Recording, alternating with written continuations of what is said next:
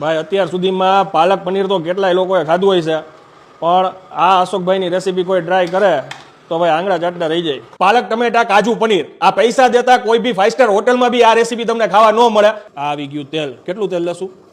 500. આ સૂકું લસણ છે. ઓકે, એનાથી વઘાર કરશું પહેલા. સજ લવિંગ બાદિયા છે. ઓકે, મરચાની પેસ્ટ છે. પછી લાલ મરચું, આ અદરક.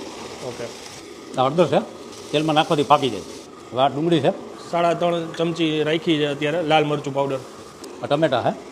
અશોકભાઈ આ કેટલા વર્ષથી આ રેસીપી બનાવો છો? આ રેસીપી 8 વર્ષ થઈ ગયા. 8 વર્ષ થયા. આમાં પાણી કાંઈ આવશે જરાય? બિલકુલ નહીં.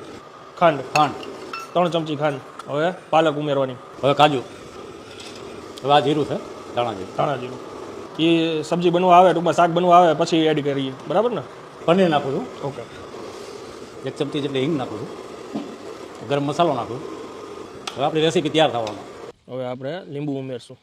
થઈ ગયું આપણું શાક તૈયાર. આ રેસીપીનો ટેસ્ટની વાત કરું તો કાઠિયાવાડ અને પંજાબીનું મિશ્રણ થઈ ગયું છે, અને ખરેખર આ વેરાયટી તમને ક્યાંય ખાવા નહીં મળે. ખરેખર મજા આવી ગઈ. બાજરાના રોટલા સાથે તમને લાગશે અજુગતું, પણ ખરેખર એનો ટેસ્ટ મજા આવે એવો છે.